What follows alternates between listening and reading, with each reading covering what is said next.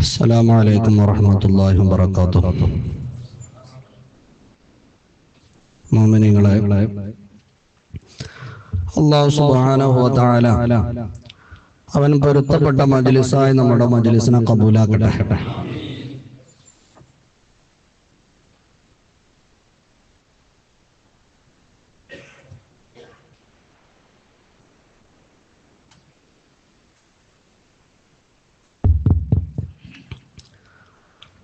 നമ്മളെല്ലാവരും നമ്മുടെ പള്ളിയിൽ നടക്കുന്ന മഹത്തായ സ്വലാത്തിന്റെ വാർഷിക പരിപാടിയിൽ വലിയ സന്തോഷത്തോടെയും ആവേശത്തോടെയും പങ്കെടുത്തവരാണ്. നമ്മുടെ ഗ്രൗണ്ടിൽ നമ്മളെല്ലാവരും ഒരൊറ്റ മജ്ലിസിലിരുന്ന് വളരെ സന്തോഷത്തോടെ റാഹത്തോടെ നടത്തപ്പെടേണ്ട മജ്ലിസായിരുന്നു ഇത്. പക്ഷെ അള്ളാഹുവിന്റെ ഖലാ ഇങ്ങനെയായിരുന്നു. മഴ അള്ളാഹുവിന്റെ റഹ്മത്താണ്. ഇന്ന് നമ്മുടെ പരിപാടി നമ്മുടെ പള്ളിയിൽ വെച്ച് നടക്കണമെന്നാണ് അള്ളാഹുവിന്റെ തീരുമാനം. അതുകൊണ്ട് നമ്മൾ പള്ളിയിലേക്ക് പരിപാടി മാറ്റി. പക്ഷെ സൗകര്യക്കുറവ്, പ്രത്യേകിച്ച് സഹോദരിമാരൊക്കെ സംബന്ധിച്ചിടത്തോളം ഒരുപാട് ആളുകൾ സഹോദരിമാരൊക്കെ വന്നതുകൊണ്ട് ഇരിക്കാനുള്ള ചെറിയ പ്രയാസങ്ങളും ബുദ്ധിമുട്ടുകളൊക്കെ ഉണ്ട്. എല്ലാവരും ക്ഷമിച്ച് അള്ളാഹുവിന്റെ ഖലാ ആണെന്ന് മനസ്സിലാക്കി നമ്മുടെ ഈ പരിപാടിയോട് സന്തോഷത്തോടെ സഹകരിക്കുകയും ഇൻഷാ അല്ലാഹ് ദുആ ഒക്കെ നടത്തി റാഹത്തോടെ ഭക്ഷണ വിതരണമൊക്കെ നടത്തി നമുക്ക് പിരിഞ്ഞു പോവുകയും വേണം. അല്ലാഹു ദുആക്ക് ഇജാബത്തുള്ള മജ്ലിസായി നമ്മുടെ മജ്ലിസിനെ കബൂലാക്കട്ടെ. ഇനി നമുക്ക് പ്രത്യേകമായ പരിപാടി ഒന്നുമില്ല. ഇനി പ്രധാനമായിട്ടുള്ള ദുആ ചെയ്യാനാണ്. ഒരുപാട് ആളുകൾ ചെറുതും വലുതുമായി ഒരുപാട് സ്വതക്കകൾ നൽകി പ്രത്യേകം ദുആ കൊണ്ട് ഏൽപ്പിച്ചിട്ടുണ്ട്. ഇപ്പൊ ഒരു സഹോദരി നമ്മുടെ മജ്ലിസ് തുടങ്ങിയതിന്റെ ശേഷം അവരിൽ നിന്ന് മരിച്ചുപോയ ഭർത്താവിന്റെയും അമ്മായിമ്മയുടെയും പേരിൽ ദുആ ചെയ്യണമെന്ന് പറഞ്ഞ 5001 രൂപ നമ്മുടെ മജ്ലിസിലേക്ക് നൽകിയിട്ടുണ്ട്. അല്ലാഹു ആ സ്വതക്ക കബൂലാക്കട്ടെ. അല്ലാഹു ആ സഹോദരിയുടെ ഭർത്താവിന്റെയും അമ്മായിമ്മയുടെയും കുടുംബത്തിൽ നിന്ന് മരിച്ചുപോയ എല്ലാവരുടെയും ഖബറിലേക്ക് അതിന്റെ സവാബിൽ എത്തിച്ചു കൊടുക്കട്ടെ. അല്ലാഹു അവരുടെ ഖബറിടം വെളിച്ചമാക്കി കൊടുക്കട്ടെ. ആ സ്വതക്ക കണ്ട് സന്തോഷിക്കാൻ ആ ഖബറാളികൾക്ക് അല്ലാഹു തൗഫീഖ് നൽകി അനുഗ്രഹിക്കട്ടെ. നമുക്ക് പ്രധാനമായിട്ടൊരു പരിപാടി ഉള്ളത്. ഇന്നത്തെ ഈ പരിപാടിയിലേക്ക് ഈ അടുത്ത് നമ്മുടെ നാട്ടിൽ നിന്ന് മരിച്ചു പോയവരുടെ പേരിൽ പ്രത്യേകം ദുആ ചെയ്യാൻ വേണ്ടി അരിയും മാംസമൊക്കെ തന്നിട്ടുണ്ട്. അവരുടെ പേരിൽ നമുക്ക് എല്ലാവർക്കും ഒരുമിച്ച് കൂടി ഒരു 33 ലാ ഇലാഹ ഇല്ലല്ലാഹ് ചൊല്ലിയിട്ട് അവർക്ക് ദുആ ചെയ്യാനുണ്ട്. ഇന്നലെ നമ്മുടെ മജ്ലിസിൽ നമ്മുടെ 11 മാസത്തെ അടുത്ത ഒരു വാർഷികം വരെയുള്ള സ്വലാത്തിന്റെ മജ്ലിസിലേക്ക് ഭക്ഷണം വേണമെന്ന് പറഞ്ഞപ്പോ 10,000 രൂപ കൊടുത്ത് തരാമെന്ന് പറഞ്ഞ് 11 മാസത്തേക്കുള്ള ഭക്ഷണമേറ്റ ആളുകളുണ്ട്. അതുപോലെ തന്നെ 10,000 രൂപ കറിക്ക് കൊടുത്ത ആളുകളുണ്ട്. 5,000 രൂപ കറിക്ക് കൊടുത്ത ആളുകളുണ്ട്. ഒരുപാട് മുഅ്മിനീങ്ങൾ ഇന്നലെ സഹായിച്ചിട്ടുണ്ട്. അതൊക്കെ അവരുടെ ദുന്യവിയും ഉഖ്റവിയുമായ നേട്ടങ്ങൾ ലക്ഷ്യം വെച്ച് നൽകിയതാണ്. അല്ലാഹു അതൊക്കെ അവരിൽ നിന്ന് മരിച്ചുപോയവരുടെ ഖബറിലേക്ക് എത്തിച്ചു കൊടുക്കട്ടെ. അവരുടെ സമ്പത്തിലും കുടുംബത്തിലും അല്ലാഹു വലിയ ബറക്കത്ത് നൽകി അനുഗ്രഹിക്കട്ടെ. ആമീൻ യാ റബ്ബൽ ആലമീൻ. ഇൻഷാ അല്ലാഹ് ഒരല്പസമയത്തിനകം നമ്മൾ ആ ലിസ്റ്റൊക്കെ ഒന്ന് വായിച്ച് ആ മരിച്ച ആളുകളുടെ പേരിൽ തഹ്ലീൽ ചൊല്ലി ദുആക്ക് പ്രവേശിക്കും. എല്ലാവരും നമ്മുടെ മജ്ലിസ് കയ്യോളം മജ്ലിസിൽ ഇരുന്ന് സഹകരിക്കണം. കൂടുതലൊന്നും വെഴുകൂല. പുറത്തായതുകൊണ്ടുള്ള ആകുമ്പോഴുള്ളൊരു വെഴുകലൊന്നും പള്ളിന്റെ ഉള്ളിലാവുമ്പോൾ ഉണ്ടാവില്ല. ഇൻഷാ അല്ലാഹ് ഒരു വളരെ കുറഞ്ഞ സമയം കൊണ്ട് ഇനി നമ്മൾ ഇൻഷാ അല്ലാഹ് ദുആയിലേക്ക് പ്രവേശിക്കുകയാണ്.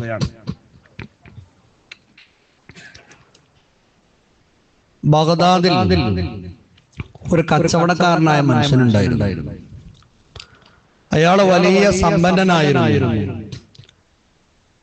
വലിയ കച്ചവടം നടത്തുന്ന വ്യക്തിയുമായിരുന്നു.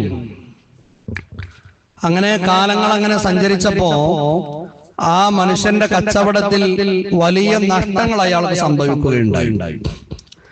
നഷ്ടം സംഭവിച്ചു എന്ന് മാത്രമല്ല, സാമ്പത്തികമായി അയാൾ വലിയ പ്രയാസപ്പെടുകയും കച്ചവടങ്ങളൊക്കെ നഷ്ടത്തിലാവുകയും വലിയ കടക്കാരനായി മാറുകയും ചെയ്തു. കച്ചവടങ്ങൾ നടന്നുകൊണ്ടിരിക്കുമ്പോൾ കച്ചവടങ്ങൾ അതിന് പ്രയാസത്തിലായാൽ പിന്നെ ഈ ആളുകൾ കടക്കാരനായി മാറുക എന്നുള്ളത് സ്വാഭാവികമാണ്. വലിയ കടക്കാരനായി മാറിയ അയാൾ സാധാരണഗതിയിൽ അയാളെ കൊണ്ട് നികത്താൻ പറ്റുന്നതിന്റെയും അപ്പുറത്തുള്ള കടം അയാൾക്ക് ഉണ്ടായിരുന്നു. അപ്പൊ ഇയാളിൽ നിന്ന് കടം കിട്ടാനുള്ള വ്യക്തികളിൽ നിന്ന് ഒരാള് അന്നത്തെ കോടതിയിൽ ചെന്ന് ഖാദിയുടെ സമീപത്ത്, ജഡ്ജിയുടെ സമീപത്ത് ഇയാൾക്കെതിരെ കേസ് കൊടുത്തു. ഖാദി അയാളെ വിളിപ്പിച്ചു. വിചാരണ നടത്തിയ കോടതിയിൽ വെച്ച് ഇയാള് പറഞ്ഞു, ആ പരാതി തന്ന വ്യക്തിക്ക് ഞാൻ 3000 സ്വർണ്ണ നാണയം കൊടുക്കാനുണ്ട് എന്ന് പറഞ്ഞു. 3000 സ്വർണ്ണ നാണയം കൊടുക്കാനുള്ളത്. അപ്പൊ വിചാരണയൊക്കെ പൂർത്തിയാക്കിയതിന്റെ ശേഷം ഖാദി പറഞ്ഞു, ഞാൻ നിങ്ങൾക്ക് 30 ദിവസത്തെ അവധി തരുകയാണ്. 30ാമത്തെ ദിവസം നിങ്ങൾ ഇവിടെ കോടതിയിൽ വന്ന് ആ കടക്കാരന് കൊടുക്കാനുള്ള 3000 സ്വർണ്ണ നാണയം ദീനാർ ഇവിടെ വെച്ച് നിങ്ങൾ കൊടുത്തു തീർത്തിട്ടില്ലെങ്കിൽ നിങ്ങൾ ഈ കൊടുക്കാനുള്ള സംഖ്യയുടെ തോതനുസരിച്ച് ഇവിടുന്ന് വിധിക്കപ്പെടുന്ന ജയിൽവാസം നിങ്ങൾ അനുഭവിക്കേണ്ടി വരും എന്ന് പറഞ്ഞു. ഈ മനുഷ്യനും ഭയങ്കര വിഷമത്തിലും പ്രയാസത്തിലായി. ആരോടാണ് പറയാ? 3000 ദീനാറൊന്നും സ്വർണ്ണ നാണയമൊന്നും കൊടുത്ത് സഹായിക്കാന്ന് പറഞ്ഞാൽ അതൊരു സാധാരണക്കാരെ കൊണ്ടൊന്നും കഴിയുന്ന ഒരു തുകയൊന്നുമല്ല ആ കാലഘട്ടത്തിൽ. ഇന്നും അങ്ങനെ തന്നെയാണ്. സ്വർണ്ണ നാണയത്തിൽ വില കൂട്ടിയത് കഴിയൂല, നമ്മളെ കൊണ്ട് ഒരുവിധക്കാരെ കൊണ്ടൊന്നും കഴിയൂല. അയാള് കോടതിയിൽ നിന്ന് പുറത്തിറങ്ങി, റബ്ബേ ഇനി എന്ത് ചെയ്യും? അയാൾ ഇങ്ങനെ കുറെ ആലോചിച്ചു നോക്കി. ഒരു മാർഗവും ഭൗതികമായിട്ട് അയാളുടെ മുമ്പിലില്ല. അപ്പോൾ അയാൾ അവസാനം ഒരു കാര്യം തീരുമാനിച്ചു. ലോകത്തിന്റെ നേതാവായ അഷ്റഫുൽ വറ ത്വാഹ റസൂലുള്ളാഹി സ്വല്ലല്ലാഹു അലൈഹി വസല്ലമ തങ്ങളിലേക്ക് അഭയം തേടാം. ഇനി അള്ളാന്റെ റസൂലിന്റെ സഹായം കിട്ടില്ലാതെ ഇനി വേറൊരു മാർഗമില്ലെന്ന് അയാൾക്ക് ബോധ്യപ്പെട്ടു. മുത്തനബി തങ്ങളിലേക്ക് അഭയം തേടാം. മുത്തനബി തങ്ങളുടെ സ്വലാത്തിൽ രാവും പകലും ആ സ്വലാത്തിൽ മുഴുകാം. മുത്ത ഹബീബിനോട് തവസ്സുലാക്കി അള്ളാഹുവിനോട് ദുആ ചെയ്യാം. പരിഹാരമുണ്ടാകും എന്ന് അയാൾ മനസ്സുകൊണ്ട് ഉറച്ചു വിശ്വസിച്ചു. ആ മനുഷ്യൻ തൊട്ടടുത്ത് കണ്ടിരുന്നൊരു ചെറിയ പള്ളി ഉണ്ടായിരുന്നു. ആ പള്ളിയിൽ കയറിയിട്ട് അങ്ങോട്ട് സ്വലാത്ത് ചൊല്ലാൻ വേണ്ടി വരും. എത്ര സ്വലാത്ത് നിറങ്ങൾ! രാവും പകലും ആ മനുഷ്യന് സ്വലാത്ത് നിർവഹിക്കുകയാണ്. രാത്രി സമയങ്ങളിൽ നേരം പുലരുവോളം ആ മനുഷ്യൻ ഉറങ്ങുന്നില്ല. തന്റെ അത്യാവശ്യ ആവശ്യങ്ങൾക്ക് വേണ്ടി മാത്രമല്ലാതെ ആ മനുഷ്യൻ പള്ളിയിൽ നിന്ന് പുറത്തിറങ്ങുന്നില്ല. രാവും പകലും അയാൾ ഇങ്ങനെ സ്വലാത്ത് ചൊല്ലിക്കൊണ്ടിരിക്കുകയാണ്. ഓരോ ദിവസവും ആയിരക്കണക്കിന്, പതിനായിരക്കണക്കിന്, ലക്ഷക്കണക്കിന് സ്വലാത്തുകൾ ചൊല്ലുകയാണ്.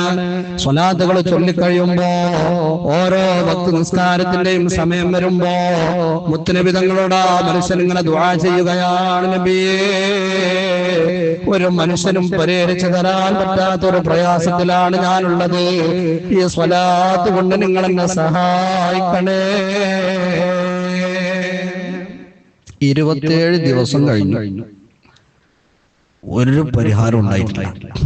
അപ്പോഴേക്കും ഇയാൾ കോടിക്കണക്കിന് സ്വലാത്ത് ചൊല്ലി തീർത്തിട്ടുണ്ടായിരുന്നു. ഇന്ന് 28ാമത്തെ രാത്രിയാണ്. ഇനി ആകാ മനുഷ്യന്റെ മുമ്പിലുള്ളത് 3 രാവുകളും 3 പകലുകളുമാണ്. 28ാമത്തെ രാത്രിയിൽ ആ മനുഷ്യൻ അങ്ങനെ പള്ളിയിലിരുന്ന് സ്വലാത്ത് ചൊല്ലിക്കൊണ്ടിരിക്കുമ്പോ അതിനിടയിൽ അല്ലാഹു തആല ഈ മനുഷ്യന് ചെറിയ ഒരു മയക്കം, ഒരു ഉറക്കം നൽകുകയാണ്. ആ ഉറക്കത്തിൽ ആ മനുഷ്യന്റെ മുമ്പിൽ പ്രത്യക്ഷപ്പെടുകയാണ് അഷ്റഫുൽ വറാ മുഹമ്മദുർ റസൂലുള്ളാഹ്. 28ാമത്തെ രാത്രിയിൽ അള്ളാഹുവിന്റെ റസൂൽ ആ മനുഷ്യന്റെ മുമ്പിൽ പ്രത്യക്ഷപ്പെടുകയാണ്. എന്നിട്ട് പറഞ്ഞു, ഒരുപാട് കടം കൊടുക്കാനുണ്ടല്ലോ, പരിഹാര വഴികളൊന്നും തെളിഞ്ഞു വന്നിട്ടില്ലല്ലോ. നാളെ നേരം പുലർന്നാൽ ഈ രാജ്യം ഭരിക്കുന്ന രാജാവിന്റെ മന്ത്രിയായ അലി ഇബ്നു ഈസ എന്നവരുണ്ടല്ലോ, നിങ്ങൾ നേരെ അദ്ദേഹത്തിന്റെ കൊട്ടാരത്തിലേക്ക് ചെല്ലുക. എന്നിട്ട് നിങ്ങളുടെ വിവരങ്ങൾ അദ്ദേഹത്തിനോട് പറയുക. എന്റെ കടം വീട്ടി തരാൻ അല്ലാഹുവിന്റെ റസൂൽ നിങ്ങളോട് പറഞ്ഞിട്ടുണ്ടെന്ന് അയാളോട് പറയുക. ആ മന്ത്രി നിങ്ങളുടെ കടം വീട്ടി തരുന്നത്. ആരാ ഇത് പറഞ്ഞു കൊടുക്കുന്നത്? അഷ്റഫുൽ വറാ ത്വാഹ റസൂലുള്ളാഹി. ഞങ്ങൾ പറഞ്ഞു, രാവിലെ മന്ത്രിയായ അലി ഇബ്നു ഈസ എന്നവരുടെ കൊട്ടാരത്തിൽ ചെന്നിട്ട് അയാളോട് നിങ്ങളെ വിഷയം പറയാം. എന്റെ കടം വീട്ടി തരാൻ അള്ളാന്റെ റസൂൽ നിങ്ങളോട് പറഞ്ഞേക്കണെന്ന് തന്നെയാണ് പറഞ്ഞാലേ അയാൾ കടം വീട്ടി തരുമെന്ന് പറഞ്ഞു. ഈ മനുഷ്യൻ ഉറക്കിൽ നിന്നുണർന്നു, വലിയ സന്തോഷമായി. നേരം പുലർന്ന് മന്ത്രിയുടെ കൊട്ടാരത്തിലേക്ക് പോകണമെന്ന് കരുതിയതാണ്. അപ്പൊ മനസ്സിലേക്ക് ഒരു ചെറിയ സംശയം കടന്നു വരികയാണ്. ഞാൻ മന്ത്രിയുടെ കൊട്ടാരത്തിൽ ചെന്ന് മന്ത്രിയെ ഒന്ന് കാണാനും അനുമതിയൊക്കെ വാങ്ങി മന്ത്രിയോട് വിവരം പറഞ്ഞാൽ ഞാൻ പറയുന്നത് അദ്ദേഹം വിശ്വസിക്കുമോ? അള്ളാന്റെ റസൂലിന്റെ കടം വീട്ടി തരാൻ നിങ്ങളോട് പറഞ്ഞേക്കണെന്ന് ഞാൻ അയാളോട് പറയുമ്പോ അയാൾ ഞാനിത് പറയണമെന്ന് വിശ്വസിക്കും. അയാൾ എന്നോട് ഞാൻ ഈ പറയണ നിങ്ങൾ ഈ പറയണതിന് വല്ല തെളിവുണ്ടോ എന്ന് ചോദിച്ചാൽ എന്താ ഞാൻ അയാളോട് പറയാം? മന്ത്രിയുടെ മുമ്പിൽ നിവർത്തി വെക്കാൻ തെളിവുകളൊന്നുമില്ല. അതുകൊണ്ട് 28ാമത്തെ പകലിൽ ആ മനുഷ്യൻ മന്ത്രിയുടെ കൊട്ടാരത്തിലേക്ക് പോയതുമില്ല. ഇന്ന് 29ാമത്തെ രാത്രിയാണ്. അന്നും ആ മനുഷ്യന് സ്വലാത്തിൽ അങ്ങനെ മുഴുകിക്കൊണ്ടിരിക്കുകയാണ്. പാതിരാ സമയമായപ്പോൾ എല്ലാവരും മയക്കം കൊടുക്കുകയാണ്. ആ മയക്കത്തിലും ഇന്നലെ ഉണ്ടായതുപോലെ മുത്ത് ഹബീബ് സ്വപ്നത്തിൽ പ്രത്യക്ഷപ്പെടുകയാണ്. ഇന്നലെ പറഞ്ഞ അതേ വർത്തമാനം പറഞ്ഞ് അവിടുന്ന് മടങ്ങിപ്പോവുകയാണ്. 29ാമത്തെ ദിവസം നേരം പുലർന്നപ്പോ ഈ മനുഷ്യനാ കൊട്ടാരത്തിലേക്കൊന്ന് പോകണമെന്നുണ്ട്. പക്ഷേ അപ്പോഴും മനസ്സിൽ ആദ്യം വരുന്നുണ്ട്, മന്ത്രി വല്ല തെളിവും ചോദിച്ചാൽ പറയുന്നത് സത്യമാണോ എന്ന് ചോദിച്ചാൽ അത് സ്ഥിരീകരിക്കാൻ എന്റെ കയ്യിൽ തെളിവുകളൊന്നുമില്ല. അതുകൊണ്ട് 29ാമത്തെ പകലും കൊട്ടാരത്തിൽ പോയില്ല. ഇന്ന് 30ാമത്തെ രാത്രിയാണ്. നാളെ നേരം പുലർന്നാൽ ഖാദിയുടെ മുമ്പിൽ കോടതിയിൽ 3000 സ്വർണ്ണ നാണയമായി ഹാജരാകേണ്ടതാണ്. അല്ലെങ്കിൽ ജയിൽവാസം അനുഭവിക്കേണ്ടി വരുമെന്ന് ഉറപ്പാണ്. 30ാമത്തെ രാത്രിയിലും ആ മനുഷ്യൻ അങ്ങനെ സ്വലാത്തിൽ മുഴുകിയപ്പോ മഹാനായ അഷ്റഫുൽ വറാ മുഹമ്മദ് മുസ്തഫ സല്ലല്ലാഹു അലൈഹി വസല്ലമ തങ്ങൾ സ്വപ്നത്തിൽ പ്രത്യക്ഷപ്പെടുകയാണ്. മുത്തുനബി തങ്ങൾ ചോദിച്ചു, അല്ല പ്രിയപ്പെട്ടവനെ, എന്തേ കഴിഞ്ഞ 2 ദിവസം ഞാൻ എന്നോട് മന്ത്രിയായ അലി ഇബ്നു ഈസയുടെ സമീപത്ത് ചെന്ന് നിന്റെ പരാതി പറയാൻ പറഞ്ഞിട്ട് എന്തുകൊണ്ട് നീ അവിടേക്ക് പോയിട്ടില്ല? നാളെ നേരം പുലർന്നാൽ എന്റെ കടം വീട്ടണ്ടയോ? അപ്പൊ അയാൾ പറഞ്ഞു, നബിയെ പോകാൻ ആഗ്രഹമില്ലാത്തത് കൊണ്ടല്ല, ഞാനെങ്ങാനും അയാളുടെ മുമ്പിൽ ചെന്നാൽ മന്ത്രിയോട് വിവരം പറഞ്ഞാൽ ഈ പറയുന്നത് സത്യമാണെന്ന് ബോധ്യപ്പെടുത്തി കൊടുക്കാൻ പറ്റുന്ന വല്ല തെളിവും അയാൾ ചോദിച്ചാൽ എന്റെ കയ്യിൽ തെളിവൊന്നുമില്ലല്ലോ, അതുകൊണ്ട് പോകാൻ കഴിയുന്നില്ല നബിയേ. അല്ലാഹുവിന്റെ റസൂൽ മുഹമ്മദ് മുസ്തഫ അതിനൊരു പരിഹാരം പറഞ്ഞു. എന്താ പരിഹാരം? നിങ്ങളെ മന്ത്രിന്റെ അടുക്കൽ ചെന്നിട്ട് ഈ വിഷയം പറയുമ്പോ മന്ത്രി എങ്ങനെ നിങ്ങളോട് നിങ്ങൾ ഈ പറയുന്നത് സത്യമാണെന്ന് ഞാൻ എങ്ങനെ വിശ്വസിക്കാൻ, എന്താ തെളിവ് എന്ന് ചോദിച്ചാൽ ഒരൊറ്റ വർത്തമാനം പറഞ്ഞാൽ മതി. അതിനുള്ള തെളിവ് എന്താണെന്നറിയോ? എല്ലാ ദിവസവും ഒരൊറ്റ മനുഷ്യനും അറിയാതെ മുത്തുനബി തങ്ങളുടെ പേരിൽ നിങ്ങൾ ചൊല്ലുന്ന 1000 സ്വലാത്താണ് തെളിവ് എന്ന് പറഞ്ഞാൽ മതി. മന്ത്രിയായ അലി ഇബ്നു ഈസ എന്നവർ വലിയ മഹാനായിരുന്നു, വലിയ സൂഫിയായ മനുഷ്യനായിരുന്നു. ആ മനുഷ്യൻ തനിക്ക് ഓർമ്മ വെച്ച നാളെ മുതൽ ഇന്ന് വരെ എല്ലാ ദിവസവും 1000 സ്വലാത്ത് മുടങ്ങാതെ ചൊല്ലിയ മനുഷ്യനാണ്. പക്ഷേ മുത്തുനബി തങ്ങളുടെ പേരിൽ ദിവസവും 1000 സ്വലാത്ത് ചൊല്ലുന്ന വിവരം അയാളുടെ ഭാര്യ പോലും അറിഞ്ഞിട്ടില്ല. ഭൂമിയിലൊരു മനുഷ്യനോടും അയാൾ പറഞ്ഞിട്ടില്ല. അതൊരു മനുഷ്യനും ഭൂമിയിൽ അറിയില്ല. നിങ്ങൾ അത് ചെന്ന് പറഞ്ഞാൽ അയാൾക്ക് പിന്നെ വേറെ തെളിവ് വേണ്ടി വരില്ല എന്ന് പറഞ്ഞു. 30ാമത്തെ നേരം പുലരുകയാണ്. ഇന്ന് കോടതി തുറക്കുന്ന സമയമാകുമ്പോ കോടതിയിൽ ഹാജരാകേണ്ടതാണല്ലോ. ഈ മനുഷ്യൻ നേരെ മന്ത്രിയുടെ കൊട്ടാരത്തിലേക്ക് ചെല്ലുകയാണ്. മന്ത്രിയായ അലി ഇബ്നു ഈസ എന്നവരോട് സംസാരിക്കാനുള്ള അനുമതി തേടുകയാണ്. മന്ത്രിയുടെ മുമ്പിലെത്തിയപ്പോൾ അയാൾ വിവരം പറയുകയാണ്, ഞാനൊരു വലിയ കടക്കാരനാണ്. ഇന്ന് 3000 സ്വർണ്ണ നാണയം കോടതിയിൽ ഹാജരാക്കപ്പെടാത്ത പക്ഷം എന്നെ ജയിലിൽ അടക്കപ്പെടുന്നതാണ്.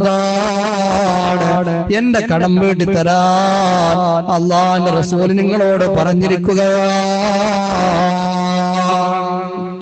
എന്റെ കടങ്ങൾ വീട്ടി തന്നെന്ന് പറഞ്ഞു.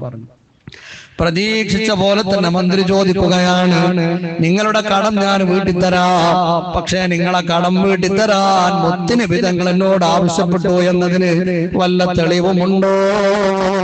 നിങ്ങൾ കളവ് പറയുകയാണോ? ഉടനെ അയാൾ പറഞ്ഞു, ഞാൻ കളവ് പറയുകയില്ല, ഞാൻ ഈ പറയുന്നത് സത്യമാണെന്നതിനുള്ള തെളിവെന്താണെന്നറിയുമോ? മന്ത്രിയായ നിങ്ങൾ കുറെ വർഷങ്ങളായി ഒരൊറ്റ മനുഷ്യനും അറിയാതെ എല്ലാ ദിവസവും 1000 സ്വലാത്ത് ചൊല്ലാറില്ലേ? ആ സ്വലാത്ത് തന്നെയാണ് തെളിവെന്ന് പറഞ്ഞപ്പോ സുബ്ഹാനല്ലാഹ് മന്ത്രിയാകെ അത്ഭുതപ്പെട്ടു പോവുകയാണ്.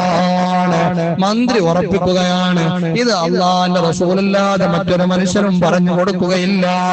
മുത്ത് ഹബീബിന്റെ പേരിൽ ഞാൻ ദിവസവും 1000 സ്വലാത്ത് ചൊല്ലുന്നത് ആ പ്രിയപ്പെട്ട ഹബീബനല്ലാതെ എന്റെ ഭാര്യക്ക് പോലും അറിയുകയില്ല. ഉടനെ മന്ത്രി എന്ത് ചെയ്തു എന്നറിയോ? 9000 സ്വർണ്ണ നാണയം എടുത്തു കൊടുത്തു. ചോദിച്ചത് 3000 ആ മനുഷ്യൻ കൊടുത്തത് 9000 സ്വർണ്ണ നാണയമാണ്. 9000 സ്വർണ്ണ നാണയം കൊടുത്തിട്ട് പറഞ്ഞു, ഇതിൽ നിന്ന് 3000 സ്വർണ്ണ നാണയം നിങ്ങളുടെ കടം വീട്ടാനുള്ളതാണ്. 3000 സ്വർണ്ണ നാണയം നിങ്ങളുടെ ജീവിത ചെലവുകൾക്ക് മാറ്റിവെക്കാനുള്ളതാണ്. 3000 സ്വർണ്ണ നാണയം കൊണ്ട് മറ്റൊരു പുതിയ ബിസിനസ് തുടങ്ങാനുള്ളതാണ്.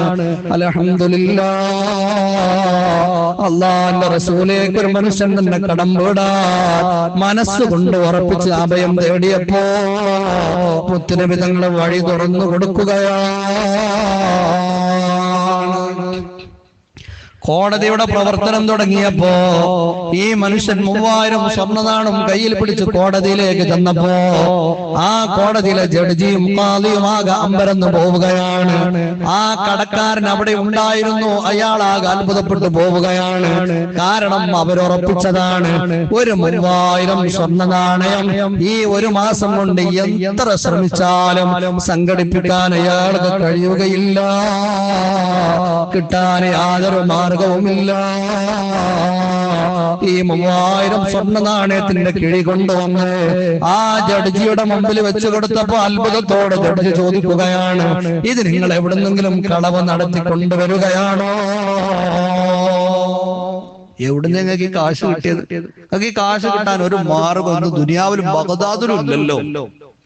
ആരെങ്ങൾക്ക് 3000 സ്വർണ്ണ നാണയം തന്നു? എവിടെ നിങ്ങൾ സംഘടിപ്പിച്ചത് എന്ന് ചോദിച്ചു. അപ്പോൾ ആ മനുഷ്യൻ തന്നെ ഒരു മാസത്തെ കഥ പറഞ്ഞു കൊടുക്കുകയാണ്. ഒരു മാസം മുമ്പ് നിങ്ങൾ ഇവിടെ നിന്ന് എനിക്ക് വിധി തന്ന് എന്നെ കോടതിയിൽ നിന്ന് പുറത്തേക്ക് ഇറക്കിയ സമയം, ആ സമയം മുതൽ ഈ സമയം വരെ അള്ളാന്റെ റസൂലിനുള്ള സംസാരമല്ലാതെ എന്റെ നാവ് കൊണ്ടൊരു വർത്തമാനം ഞാൻ പറഞ്ഞിട്ടില്ല. രാത്രി സമയങ്ങളിൽ ഞാൻ ഉറങ്ങിയിട്ടില്ല. രാവും പകലും സ്വലാത്ത് മാത്രമായി മുത്തുനബിതങ്ങളിലേക്ക് അഭയം തേടിയപ്പോ അവിടെ നിനക്കുള്ള വഴി തുറന്നു തന്നതാ. ഈ മനുഷ്യനുണ്ടായ കഥകളൊക്കെ പറഞ്ഞു കൊടുത്തപ്പോ ആ ജഡ്ജി കരയാൻ തുടങ്ങി. കഥ കേട്ട് കഴിഞ്ഞപ്പോ ജഡ്ജി പറഞ്ഞു, സഹോദരാ, ഈ മനുഷ്യന് നിങ്ങൾ കൊടുക്കാനുള്ള 3000 സ്വർണ്ണ നാണയമുണ്ടല്ലോ, അതൊരിക്കലും മന്ത്രി നിങ്ങൾക്ക് തന്ന കാശിൽ നിന്ന് നിങ്ങൾ കൊടുക്കേണ്ടതില്ല. ആ കൊടുക്കാനുള്ള 3000 സ്വർണ്ണ നാണയം ഞാൻ എന്റെ വക തരാം. അതുകൊണ്ട് നിങ്ങളുടെ കടം വീട്ടാ. ആ കോടതിയിലെ ജഡ്ജി അയാൾക്കൊരു 3000 സ്വർണ്ണ നാണയം കൊടുക്കുകയാണ്. എന്നിട്ട് ആ കാശ് ആ കടം കൊടുക്കാനുള്ള വ്യക്തിക്ക് കൊടുത്തപ്പോ അയാളും അവിടെ ഒരു മൂലയിലിരുന്ന് കരയുകയാണ്. അയാള് പറഞ്ഞു, സഹോദരാ, ഇത് മുത്തുനബി തങ്ങൾ ഇടപെട്ട കാര്യമല്ലേ, അതുകൊണ്ട് ഈ കാശ് എനിക്ക് ആവശ്യമില്ല. ഞാൻ സന്തോഷത്തോടെ ഈ 3000 സ്വർണ്ണ നാണയം നിങ്ങൾക്ക് മടക്കി തരുകയാ. ആ 3000 സ്വർണ്ണ നാണയം കൊടുത്തു. അങ്ങനെ അയാൾ ആ കോടതിയിൽ നിന്ന് മടങ്ങുന്നത് 12000 സ്വർണ്ണ നാണയമായിട്ടാണ്. 3000 സ്വർണ്ണ നാണയം മന്ത്രി കൊടുത്തതുണ്ടായിരുന്നു, ജഡ്ജി കൊടുത്ത 3000 സ്വർണ്ണ നാണയമായിട്ടാണ് അയാൾ അവിടെ നിന്ന് മടങ്ങിയത്. എന്റെ പ്രിയപ്പെട്ട മുഅ്മിനീങ്ങളെ, സ്വലാത്തിന്റെ ആയിരക്കണക്കിന് മഹത്വങ്ങൾ പഠിപ്പിക്കുന്ന മഹാന്മാർ കൂട്ടത്തിലെ ഒരു സംഭവം രേഖപ്പെടുത്തി വെച്ചിട്ടുണ്ട്. ഞാൻ എന്തിനാണ് സ്വലാത്തിന്റെ വാർഷികം നടക്കുന്ന ഈ സദസ്സിൽ ഇത് പറഞ്ഞതെന്നറിയുമോ?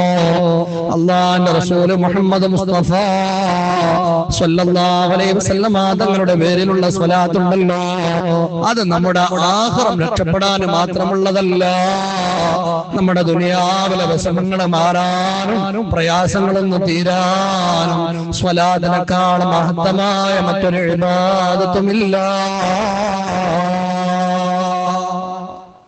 ഈ സ്വലാത്ത് ചൊല്ല എന്ന് പറയുന്നത് അത് വല്ലാത്തൊരു അത്ഭുതമാണ്, അതൊരു തൗഫീഖാണ്. എല്ലാ ദിവസവും മുടങ്ങാതെ ഒരു 10 സ്വലാത്തെങ്കിലും ചൊല്ലാൻ നമ്മൾ ഈ സദസ്സിലിരിക്കണ പലർക്കും ഭാഗ്യം ഉണ്ടായിട്ടുണ്ടാവില്ല. ഭാഗ്യമുള്ളവരുണ്ടാവും, ഭാഗ്യമില്ലാത്തവരും ഇഷ്ടം പോലെ ഉണ്ടാവും. എന്നാ സ്വലാത്ത് ചെല്ലലുണ്ട്. ഇന്ന് നിങ്ങളൊരു 10 സ്വലാത്ത് ഈ മജ്‌ലിസിക്ക് വേണ്ടി മുമ്പ് ഒരു 10 ചെല്ലിക്കണോന്ന് ചോദിച്ചാൽ ചിലവര് ചെല്ലിയിട്ടുണ്ടാവും, ചിലവര് ചെല്ലിയിട്ടുണ്ടാവില്ല. പിന്നെ ആ മനുഷ്യനോടൊരു 100 സ്വലാത്തിന്റെ കാര്യം ചോദിച്ചാൽ എല്ലാ ദിവസവും മുടങ്ങാതെ 100 സ്വലാത്ത് ചൊല്ലുന്നവർ വളരെ വിരളമായിരിക്കും. പിന്നെ നിങ്ങൾ ഒരു ദിവസം 1000 സ്വലാത്ത് ചൊല്ലലുണ്ടോ എന്ന് ചോദിച്ചാൽ ഒരു പക്ഷേ വിരലിലുണ്ടാവുന്ന 1, 2, 3 ആളുകളെ ഇത്രയും തിങ്ങി നിറഞ്ഞ് നമ്മുടെ മജ്‌ലിസിലുണ്ടാകാനുള്ള സാധ്യതയുള്ളൂ. സ്വലാത്ത് എന്നുള്ളത് വല്ലാത്ത ഒരു അത്ഭുതമാണ്. സ്വലാത്തിലേക്ക് അഭയം തേടിയ ഒരു മനുഷ്യനുണ്ടല്ലോ, ആ മനുഷ്യന്റെ ദുനിയാവ് പരാജയപ്പെടുകയില്ല, ആഖിറം ആ മനുഷ്യന് നഷ്ടപ്പെടുകയില്ല.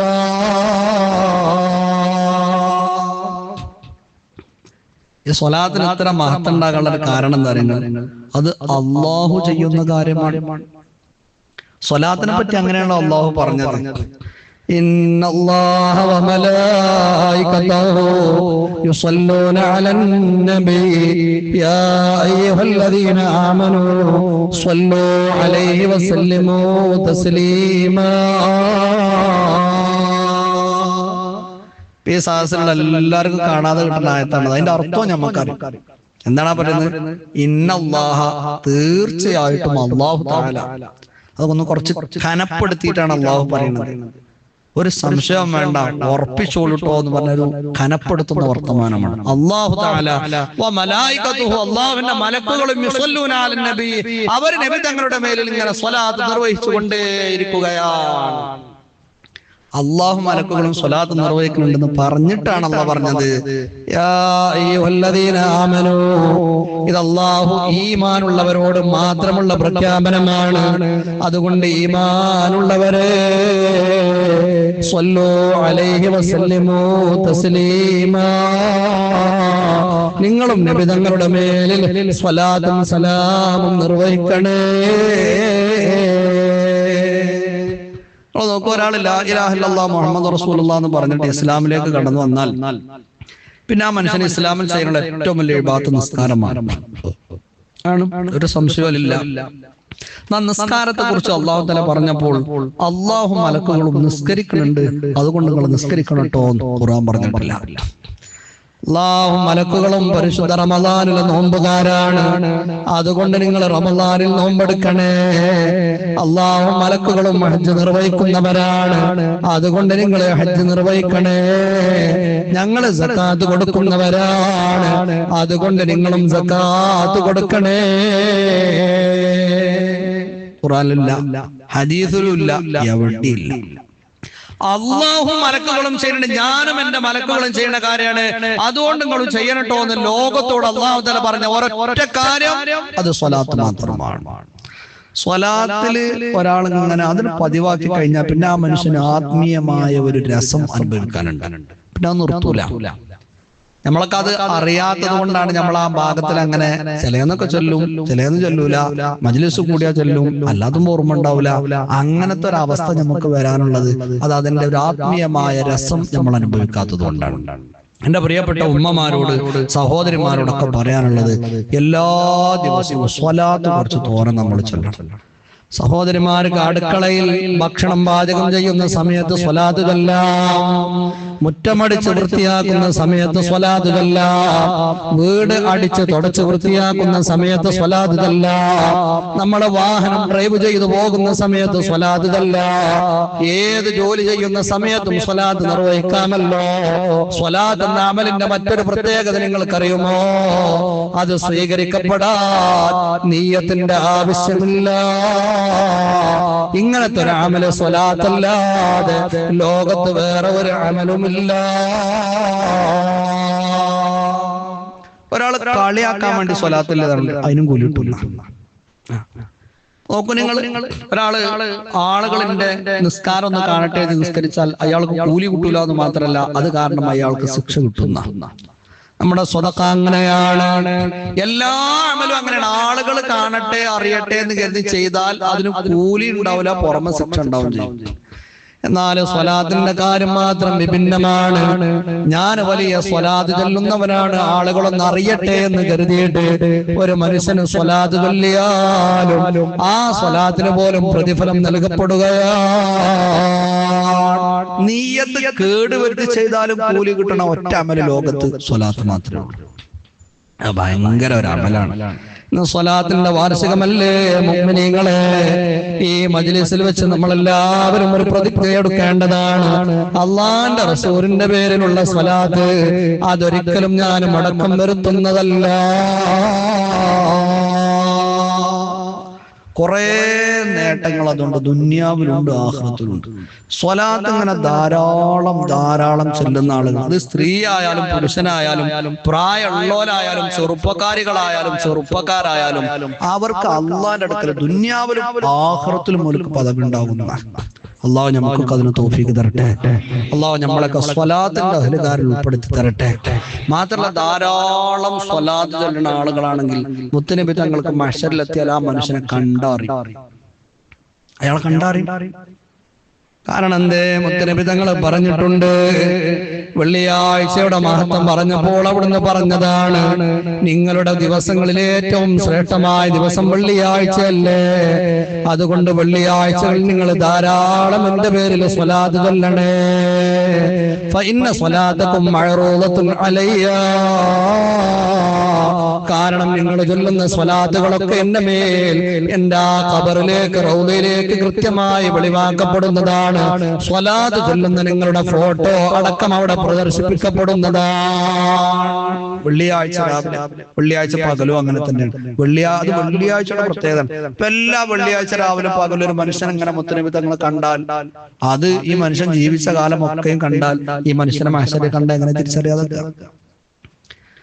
മുഅ്മിനീങ്ങളെ, നമ്മുടെ മഹത്വത്തിന്റെ അടിസ്ഥാനം സ്വലാത്ത് ചൊല്ലലാണ്. സ്വലാത്ത് കുറവായ ഒരു മനുഷ്യന് അല്ലാഹുവിന്റെ സമീപത്ത് വലിയ സ്ഥാനമൊന്നുമില്ല.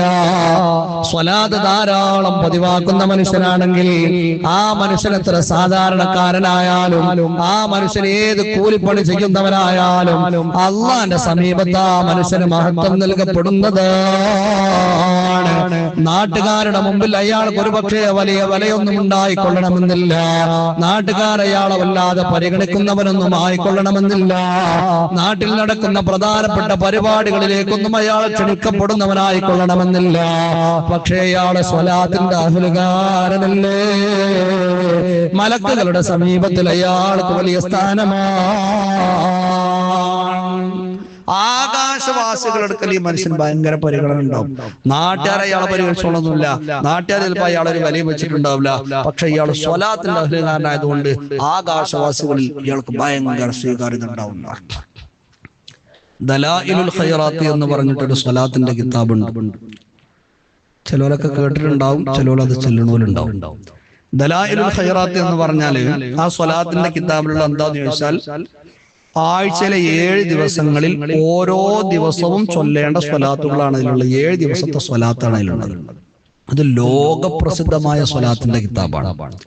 നിങ്ങൾക്കൊന്നും ആ കിതാബിന് അങ്ങനെ പരിചയം അല്ലെങ്കിൽ നിങ്ങളൊക്കെ ആ സ്വലാത്ത് ചൊല്ലലുണ്ട്. എങ്ങനെയാ? വെള്ളിയാഴ്ചയിൽ അൽക്കഫിന്റെ ശേഷമുള്ള സ്വലാത്തില്ലേ, അത് ദലായിലുൽ ഖൈറാത്തിലെ വെള്ളിയാഴ്ച ചൊല്ലാനുള്ള സ്വലാത്താണ്. അത് ദലായിലുൽ ഖൈറാത്തിലെ സ്വലാത്താണത്.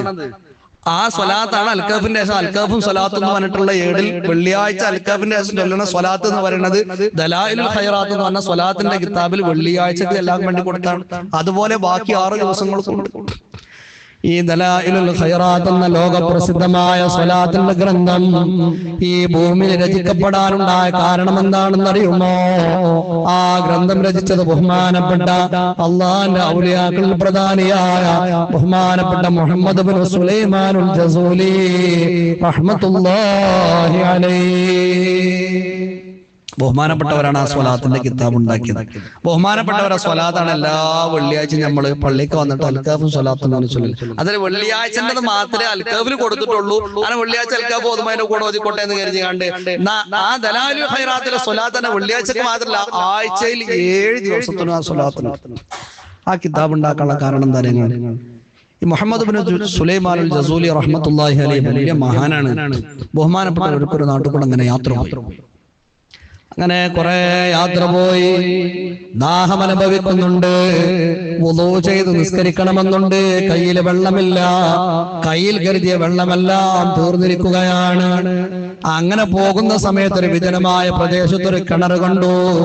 കിണർ കണ്ടപ്പോ വലിയ സന്തോഷമായി. കിണറിലേക്ക് പാളി നോക്കുമ്പോ കിണറിന്റെ താഴ്ഭാഗത്ത് നല്ല ശുദ്ധമായ വെള്ളവുമുണ്ട്. അപ്പോഴാണ് ബഹുമാനപ്പെട്ടവർ ശ്രദ്ധിച്ചത്, കിണറിൽ വെള്ളമുണ്ടെന്നത് ശരി തന്നെയാണ്, പക്ഷേ വെള്ളം കോരിയെടുക്കാൻ ആവശ്യമായ കയറുകളും തോൽപാത്രവും സമീപത്തില്ല. വെള്ളം കിട്ടാൻ മാർഗല്ല. ഈ മനുഷ്യൻ ആരാ? അള്ളാന്റെ ഔലിയാക്കൽപ്പെട്ട ആളാണ്. പക്ഷേ ആ മനുഷ്യനെക്കാളും സ്വലാത്ത് ചെല്ലണമല്ലോ, അത്രയും മനുഷ്യന് പവറില്ല. അതാണ് പ്രത്യേകത. പിന്നീട് ഉണ്ടായി, പിന്നെ സ്വലാത്തിൽ മാത്രം ജീവിച്ചു. അതിന്റെ സദലാലുൽ ഖൈറാത്തൊക്കെ എഴുതിയത് അന്ന് ആ യാത്ര പോയിരുന്ന സമയത്ത്. വെള്ളം കിണറിൽ കാണുന്നുണ്ട്, വെള്ളം കോരിയെടുക്കാനാകട്ടെ യാതൊരു വഴിയും എന്റെ മുമ്പിലില്ലല്ലോ.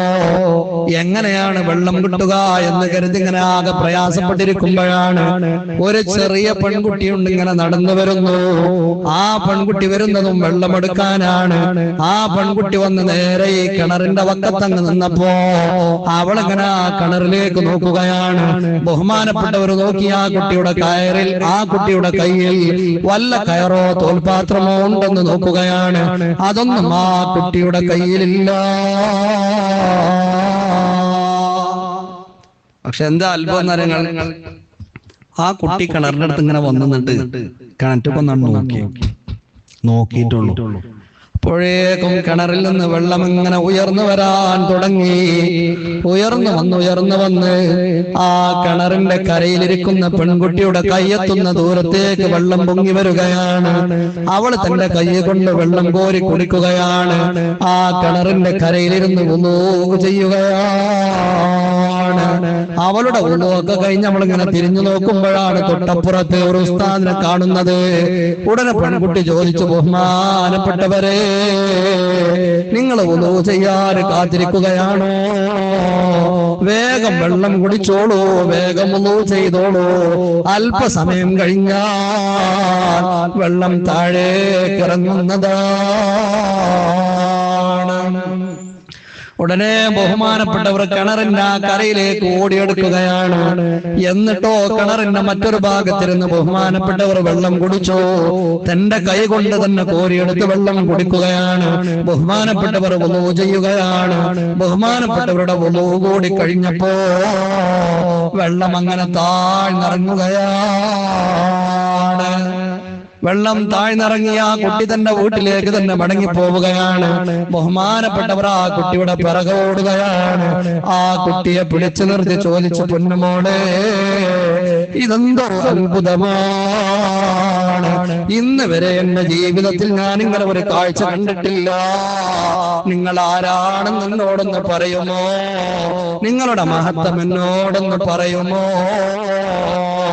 ആ പെൺകുട്ടി പറഞ്ഞു, ബഹുമാനപ്പെട്ടവരെ, എനിക്കൊരു പ്രത്യേകതയുമില്ല, ഞാനൊരു സാധാരണ പെൺകുട്ടി മാത്രമാണ്. ബഹുമാനപ്പെട്ടവർ പറഞ്ഞു, അത് പറഞ്ഞാൽ ഞാൻ സമ്മതിക്കുകയില്ല. നിങ്ങളൊരു സാധാരണ പെൺകുട്ടി മാത്രമാണെങ്കിൽ ആ കിണറിന്റെ പരിസരത്തേക്ക് നിങ്ങൾ വന്നപ്പോ നിങ്ങൾക്ക് വുളൂ ചെയ്യാനും കുടിക്കാനും വേണ്ടി ആ വെള്ളം ഒരിക്കലും കരയിലേക്ക് ഉയർന്നു വരികയില്ല. നിങ്ങളുടെ പ്രത്യേകത ഒന്ന് പറഞ്ഞു തരുമോ? നിങ്ങളുടെ സ്വഭാവം ഒന്ന് പറഞ്ഞു തരുമോ? അപ്പൊ ആ പെൺകുട്ടി പറഞ്ഞു, ബഹുമാനപ്പെട്ടവരെ, എനിക്കൊരു പ്രത്യേകത ഒന്നുമില്ല. പിന്നെ എനിക്കൊരു സ്വഭാവം ഉണ്ട്. എന്താന്ന് ചോദിച്ചാൽ, ഞാൻ എന്റെ നാവ് കൊണ്ട് സ്വലാത്തല്ലാത്ത മറ്റൊരു വർത്തമാനവും പറയാറില്ല. അതാണ് ആ പെൺകുട്ടിന്റെ പ്രത്യേകത. ഒഴിഞ്ഞിരിക്കുന്ന സമയം അത്യാവശ്യ കാര്യങ്ങളുണ്ടെങ്കിൽ മാത്രമേ സ്വന്തം വീട്ടുകാരോട് പോലും സംസാരിക്കുന്നുള്ളൂ. എല്ലാ സമയവും ഞാൻ സ്വലാത്തിലാണ്.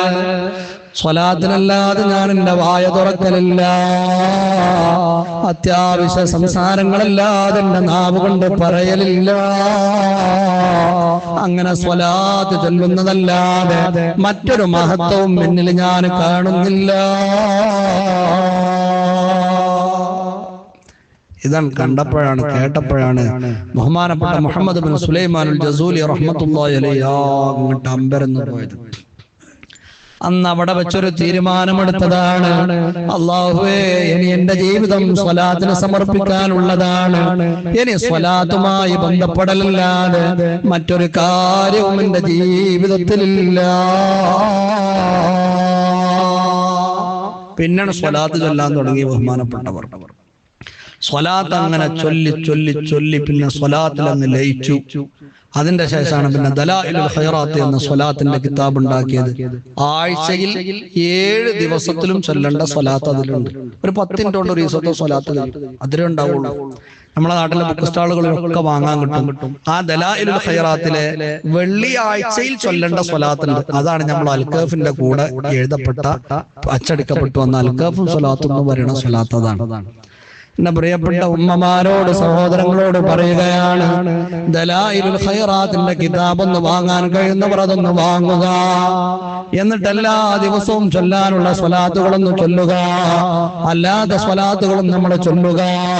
അങ്ങനെ ഒരു ദിവസത്തിൽ കുറെ സമയങ്ങളെ സ്വലാത്തിന് വേണ്ടി നമ്മൾ ചെലവഴിക്കുമ്പോ അള്ളാന്റെ റസൂലുമായിട്ടൊരു വലിയ ബന്ധം നമുക്ക് സ്ഥാപിക്കപ്പെടുകയാണ്. ആകാശവാസികളായ മലക്കുകൾ നമ്മിലേക്ക് അടുത്തു വരികയാണ്. നമ്മുടെ ദുനിയാവും ആഖിറവും വിജയിപ്പിക്കുകയാണ്. ദുനിയാവിലെ പ്രയാസങ്ങൾക്ക് പരിഹാരം നൽകപ്പെടുകയാണ്.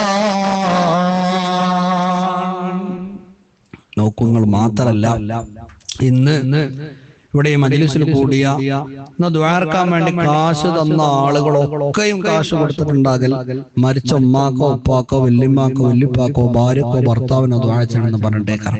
ഞങ്ങളോട് ആദ്യം പറഞ്ഞല്ലോ, ഇന്ന് മജ്‌ലിസിലേക്ക് ഒരു സഹോദരി 5000 തന്നത് മരിച്ച ഭർത്താവിനും അമ്മായിമാക്കും ദുആർക്കാൻ വേണ്ടിയാണ്.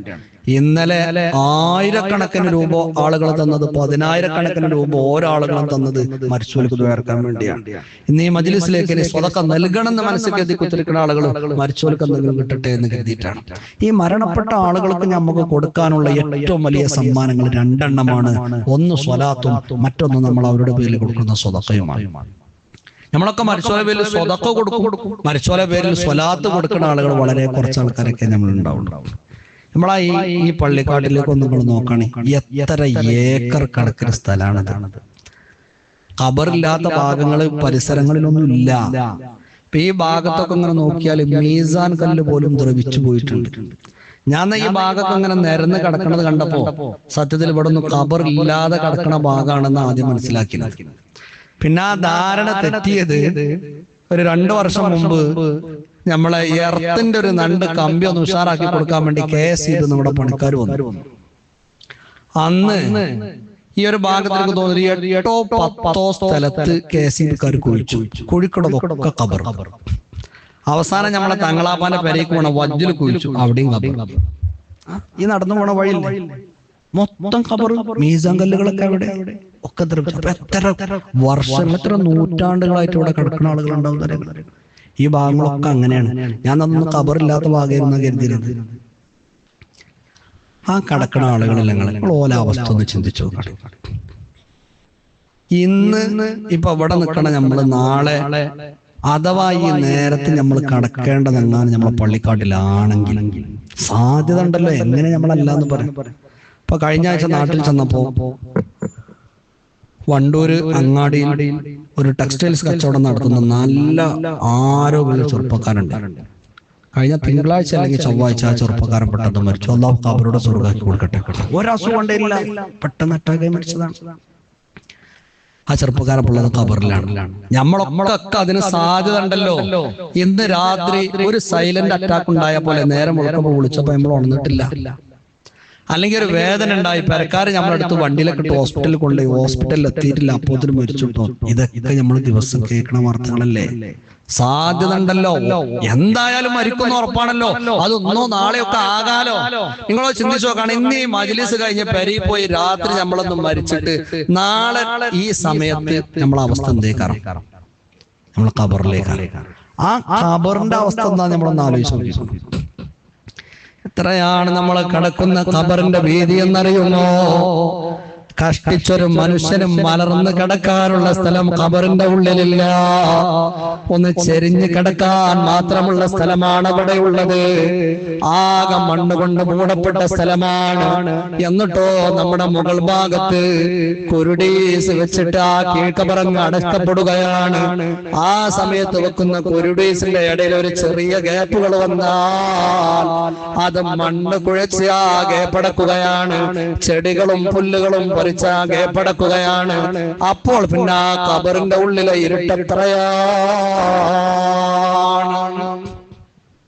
ആ ഗുരുഡീസ് വെച്ച് ആ ഗ്യാപ്പണ അടക്കണതോട് കൂടി ആ ഖബറിന്റെ ഉള്ളിൽ കൂരിരുട്ടാണ്. പിന്നെയാണ് അവിടെ കോരിയിടപ്പെട്ടിരുന്ന മുഴുവൻ മണ്ണുകളും അതിന്റെ മുകളിലേക്ക് പിന്നെ എറിയപ്പെടുകയാണ്. സുബ്ഹാനല്ലാഹ്. ആ ഖബറിലെ ഇരുട്ടിന്റെ അളവ് എത്രയെന്ന് പറഞ്ഞറിയിക്കൽ നമുക്ക് സാധ്യമല്ല. അത് നമ്മുടെ ചിന്ത കൊണ്ട് മനസ്സിലാക്കപ്പെടുന്ന ഇരുട്ടൊന്നുമല്ല.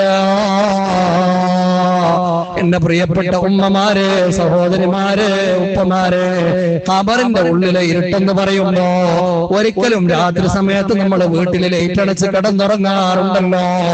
ആ കിടക്കുന്ന സമയത്ത് നമ്മൾ അനുഭവിക്കുന്ന ഒരു ഇരുട്ട് പോലെ ആ ഇരുട്ടിനെ നമ്മൾ മനസ്സിലാക്കരുതേ. അട്ടിയായ ഇരുട്ടാണത്. ആ ഇരുട്ട് തെളിയില്ല. എന്നിട്ട് എല്ലാവരും അവിടെ നിന്നങ്ങ് മടങ്ങിപ്പോകുമ്പോ മലക്കുകൾ വന്നിട്ട് നമ്മുടെ ശരീരത്തിലേക്ക് ജീവനും റൂഹും അങ്ങ് തിരിച്ചു തന്നാൽ ആ ഇരുട്ടിൽ ഈ മനുഷ്യനൊന്ന് കണ്ണു തുറന്നാൽ സുബ്ഹാനല്ലാഹ്, ആ മനുഷ്യന്റെ അവസ്ഥ എത്ര ഭീകരമാണ്. ആ ഇരുട്ടിൽ ഞമ്മക്കൊന്ന് ഓർമ്മ വന്നാളൊരു അവസ്ഥകളൊന്നും ചിന്തിച്ചു നോക്കണം. എന്താ നമ്മൾ കാട്ടുക? പിന്നെ അവിടുത്തെ ചൂടെത്രയായിരിക്കും? തണുപ്പോ കാറ്റോ വെളിച്ചമോ ഒന്നും അവിടേക്ക് വരുന്നില്ലല്ലോ. ചുറ്റുഭാഗത്തും മണ്ണല്ലേ. ആ മണ്ണിന്റെ താഴ്ഭാഗത്ത് വല്ല പാമ്പുകളും തേളുകളും ആ ഖബറിലേക്ക് വന്നാൽ അതോടുകൂടി ആ ഖബറിന്റെ സ്വീകരണം കൂടി നമ്മൾ നേരിടേണ്ടി വന്നാൽ സഹിക്കാൻ കഴിയുകയില്ല. നമ്മുടെ ചുറ്റുഭാഗത്ത് കിടക്കുന്ന ആയിരക്കണക്കായ മയ്യിത്തുകളുണ്ടല്ലോ, അവരുടെ സമീപത്ത് കൂടെ നമ്മൾ നടന്നു പോകാറില്ലേ? ബാപ്പാന്റെ ഉമ്മാന്റെ ഖബറിന്റെ അടുത്ത് വന്ന് ഫാത്തിഹ ഓതി യാസീൻ ഓതുന്ന പ്രിയപ്പെട്ട സഹോദരങ്ങളെ, നമ്മൾ അവിടെ നിന്ന് യാസീൻ ഓതുമ്പോ, നമ്മൾ അവിടെ നിന്ന് ഫാത്തിഹ ഓതി അവർക്ക് വേണ്ടി ദുആ ചെയ്യുമ്പോ, അവരുടെ ഖബറിന്റെ തലഭാഗത്ത് വന്നിരുന്നവരോട് സലാം പറയുമ്പോ ആ ഖബറിന്റെ അകത്ത്, ആ ഇരുളകത്ത് അവർ അനുഭവിക്കുന്ന അവസ്ഥ നമ്മൾ അറിയുന്നില്ല. ചിലപ്പോ അവരെ മറമാടിയ അന്ന് ആ ഖബർ അവരെ സ്വീകരിച്ച ആ വേദന ഉണ്ടല്ലോ, അതുപോലും 100ഉം 200ഉം 500ഉം കൊല്ലം ഖബർ കിടന്ന ചിലപ്പോ ആ സ്വീകരണത്തിന്റെ വേദന പോലും ഒന്ന് വിട്ടുപോയിട്ടുണ്ടാവില്ല. പിന്നെ എന്താണത് ലോകങ്ങളും ചിന്തിച്ചു നോക്കാൻ. സ്വഹാബത്തിന്റെ കൂട്ടത്തിലെ ഏറ്റവും പ്രധാനിയായ സ്വഹാബിയാണ്, മദീനക്കാരായ അൻസാറുകളുടെ നേതാവായ സ്വഹാബിയാണ് സയ്യിദുനാ സഅദ് ഇബ്നു മുആദ്. എല്ലാവരും ഉറക്കെ ചൊല്ലി, സയ്യിദുനാ സഅദ് ഇബ്നു മുആദ്. ബഹുമാനപ്പെട്ടവർ മദീനയിൽ വഫാത്തായ ദിവസമാണ്. വലിയ പ്രമുഖനായ സ്വഹാബിയല്ലേ സഅദ് റളിയല്ലാഹു അൻഹു. വഫാത്തായപ്പോ മദീനക്കാർക്ക് അത് ഉൾക്കൊള്ളാൻ കഴിയുന്നില്ല. അത്രയും വലിയ വിഷമത്തിലാണ്. അള്ളാഹുവിന്റെ റസൂൽ വിഷമത്തിലാണ്. എല്ലാവരും വലിയ പ്രയാസത്തിലാണ്. സ്വഹാബത്തിന്റെ വിഷമം കണ്ടപ്പോ നബി തങ്ങൾ എല്ലാവരെയും വിളിച്ചുകൂട്ടി പറഞ്ഞു, സ്വഹാബ, സഅദിന്റെ മരണം നമുക്ക് നഷ്ടം തന്നെയാണ്, പക്ഷെ ആരും വിഷമിക്കേണ്ടതില്ല. ആകാശ ലോകത്ത് വലിയ സ്വീകരണം ഒരുക്കപ്പെട്ട ദിവസമാണ്. എന്തേ സഅദ് തങ്ങളുടെ മരണത്തെ കുറിച്ച് മുത്തുനബി തങ്ങൾ പറഞ്ഞതെന്നറിയുമോ?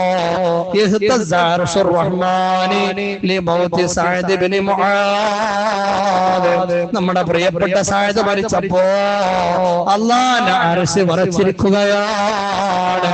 ആകാശത്തിന്റെ വാതിലുകൾ തുറക്കപ്പെട്ടിരിക്കുകയാണ്. ആകാശ ലോകം ആയിരക്കണക്കിന് മലക്കുകൾ ഭൂമിയിലേക്ക് ഇറങ്ങി വന്നിരിക്കുകയാണ്. പ്രിയപ്പെട്ട സഅദ് റളിയല്ലാഹു അൻഹുവിന്റെ ജനാസ കൊണ്ടുപോയപ്പോ നബി തങ്ങൾ നടന്നു പോകുന്നത് കാലിന്റെ തള്ളവിരൽ മാത്രം നിലത്ത് കുത്തി നടന്നു പോവുകയാണ്. നബി തങ്ങളുടെ കാലിനെന്തോ മുറിവ് പറ്റിയതുപോലെ, കാലിനെന്തോ പരിക്ക് പറ്റിയതുപോലെ, കാല് പൂർണ്ണമായി ഭൂമിയിൽ തട്ടുന്നില്ല. സ്വഹാബത്ത് ചോദിച്ചു, നബിയേ എന്താണ് നിങ്ങളുടെ കാലിന് പറ്റിയത്? കാലിന് വല്ല പരുക്കും പറ്റിയോ നബിയേ? സ്വഹാബത്ത് ചോദിച്ചപ്പോ അവിടുന്ന് പറഞ്ഞത്, സ്വഹാബ എന്റെ കാലിന് പരിക്ക് പറ്റിയത് കൊണ്ടല്ല, കാലിന് വേദനയുള്ളത് കൊണ്ടല്ല, പിന്നെ ഞാൻ കാലിന്റെ തള്ളവിരൽ മാത്രം നിലത്ത് വെച്ച് നടക്കാനുള്ള കാരണം അറിയുമോ? നമ്മുടെ സഅദിന്റെ ജനാസയിൽ പങ്കെടുക്കാൻ ആകാശ ലോകത്ത് ആയിരക്കണക്കായ മലക്കുകൾ മദീനയിലേക്ക് ഇറങ്ങി വന്ന് മദീന ആകെ മലക്കുകളെ കൊണ്ട് നിറഞ്ഞിരിക്കുകയാണ്. എന്റെ കാലൊന്ന് നിലത്ത് വെക്കാൻ ഈ മദീനയിൽ ഇടമില്ല സ്വഹാബ. സുബ്ഹാനല്ലാഹ്, എത്രയേക്കാരപ്പാ സ്വഹാബിക്ക് കിട്ടിയ ആദരവ് നിങ്ങൾ നോക്കണം. എന്നിട്ട് സ്വഹാബിയുടെ മയ്യത്ത് കൊണ്ടുപോയി മറമാടുകയാണ്. ഖബറടക്കം കഴിഞ്ഞപ്പോഴേക്ക് മുത്തുനബി തങ്ങൾ മെല്ലെ ഖബറിന്റെ ഭാഗം നിന്നിട്ട് മാറി നിൽക്കുകയാണ്. മാറി നിന്ന് മുത്തുനബി തങ്ങൾ കരയാൻ തുടങ്ങിയപ്പോ സ്വഹാബത്തിന് പേടിയാവുകയാണ്. അവര് വന്ന് ചോദിച്ചു, നബിയേ ഈ ഖബറടക്കം തീർന്ന സമയത്ത് നിങ്ങൾ ഇങ്ങനെ ഒഴിഞ്ഞു വന്നിരുന്ന് കരയുന്നത് എന്തിനാണ്? ആ സമയത്ത് അല്ലാഹുവിന്റെ റസൂൽ അവരോട് പറഞ്ഞ മറുപടി ഇതാണ്, എന്റെ പ്രിയപ്പെട്ട സ്വഹാബ, അലാ ഇന്ന ലിൽ ഖബരി ലളജ്ജാ വലൗ നജാ മിന്നു അഹദുൻ ലനജാ മിന്നു സഅദ് ഇബ്നു മുആദ്. ഏതൊരു മനുഷ്യന്റെ മയ്യത്തും ഖബറിലേക്ക് വെച്ചു കൊടുത്താൽ ആ ഖബർ ആ മനുഷ്യനെ ഒന്ന് സ്വീകരിക്കുമല്ലോ, ആ ഖബർ ആ മനുഷ്യനെ ഒന്ന് വഴിഞ്ഞു മുറുക്കുമല്ലോ, ഈ മനുഷ്യന്റെ വാരിയല്ലുകൾ കോർക്കപ്പെടുമല്ലോ, ഈ മനുഷ്യൻ വേദന കൊണ്ട് അട്ടാസിച്ച് കരയുമല്ലോ. ആ ഖബറിന്റെ സ്വീകരണത്തിൽ നിന്നൊരു മനുഷ്യൻ രക്ഷപ്പെടുമായിരുന്നെങ്കിൽ നമ്മുടെ പ്രിയപ്പെട്ട സഅദ് രക്ഷപ്പെടണമായിരുന്നു. നമ്മുടെ സഅദ് പോലും രക്ഷപ്പെട്ടില്ല. നമ്മുടെ സഅദിനെ സ്വീകരിക്കാൻ ഖബറും നടുങ്ങി വരികയാണ്. പ്രിയപ്പെട്ട സഅദിന്റെ വാരിയല്ലുകൾ കോർക്കപ്പെട്ടപ്പോ വേദന കൊണ്ട് സഅദ് അവിടെ കിടന്ന് പൊളയുന്നത് കണ്ടപ്പോ എനിക്ക് സഹിക്കാൻ കഴിയുന്നില്ല. അതുകൊണ്ടാണ് ഞാൻ മാറി നിന്ന് കരയുന്നതെന്ന് മുഹമ്മദ് മുസ്തഫ. ആരാണിത് അറിയുന്നത്? ഈ സ്വഹാബി മരിച്ചപ്പോഴേക്കും ആകാശത്തിന്റെ വാതിലുകൾ സ്വീകരിക്കാൻ വേണ്ടി തുറക്കപ്പെട്ടിട്ടുണ്ട്. അള്ളാന്റെ സിംഹാസനമായ അർശ് വരച്ചിട്ടുണ്ട്. മയ്യത്ത് കുളിപ്പിച്ചത് മലക്കുകളാണ്. മയ്യത്ത് കട്ടിൽ ചുമന്നു കൊണ്ടുപോയത് മലക്കുകളാണ്. ഈ സ്വഹാബിയുടെ മയ്യത്ത് ചുമന്നു കൊണ്ടുപോയപ്പോൾ അത് മയ്യത്ത് ഖബറടക്കം കഴിഞ്ഞിട്ടാണ് സ്വഹാബത്ത് പറഞ്ഞത്, നബിയെ ഞങ്ങള് സഅദിന്റെ മയ്യത്ത് കട്ടിൽ പിടിക്കാൻ വേണ്ടി കൈ ഇങ്ങനെ ഉയർത്തി പിടിച്ചിട്ടേ ഉള്ളൂ, പക്ഷെ ആ മയ്യത്ത് കട്ടിലിന്റെ കാല് ഞങ്ങളെ കയ്യിലൊന്നും തട്ടിയിട്ടില്ല, മയ്യത്ത് കട്ടിൽ അന്തരീക്ഷത്തിലൂടെ സഞ്ചരിക്കുന്നു നബിയെ. മുത്തനബി തങ്ങൾ പറഞ്ഞത്, നിങ്ങൾ കൈ ഉയർത്തിയിട്ടുള്ളൂ, മയ്യത്ത് കട്ടിൽ ചുമന്നത് മലക്കുകളാണെന്ന് മുഹമ്മദ് മുസ്തഫ. ഈ സ്വഹാബിന്റെ അവസ്ഥയാണത്, ആ സ്വീകരണത്തിന്റെ അവസ്ഥയാണത്. മുഅ്മിനീങ്ങളെ, അപ്പോൾ പിന്നെ സാധാരണക്കാരായ നമ്മുടെ അവസ്ഥ എന്താണ്? സ്വീകരണം ഏതായാലും അനുഭവിക്കാനുള്ളതാണ്. ആ വേദന എത്ര നൂറ്റാണ്ടുകൾ കഴിഞ്ഞാൽ നമ്മളെ വിട്ടുപോകുമോ? നമ്മിൽ നിന്ന് മരിച്ച് മയ്യത്തായി നമ്മുടെ ഖബർസ്ഥാനിലും മറ്റു സ്ഥലങ്ങളിലും കിടക്കുന്ന മയ്യത്തുകളില്ലേ, അവരുടെ ഖബറിലേക്ക് ഒരു ചെറിയ വെളിച്ചം നൽകാൻ, അവരുടെ ഖബറിലേക്ക് ഒരു ചെറിയ ആശ്വാസം പകർന്നു നൽകാൻ, അവരുടെ ഖബറിലേക്ക് ഒരു ചെറിയ സന്തോഷം പകർന്നു നൽകാൻ നമ്മുടെ മുന്നിൽ എളുപ്പമുള്ള വഴികൾ രണ്ടെണ്ണമാണ്. ഒന്ന്, നമ്മളെ സ്വലാത്ത് ചൊല്ലി ഹദിയ ചെയ്യല. രണ്ട്, നമ്മൾ അവരുടെ പേരിൽ അവരുടെ പേരിൽ സ്വദഖകൾ നിർവഹിക്കല. മരിച്ചോർക്ക് സ്വലാത്തിൽ ഹദിയ ചെയ്യുന്ന ആളുകൾ എത്ര ആൾക്കാർ നമ്മളെ കൂട്ടത്തിൽ ഉണ്ടാവും?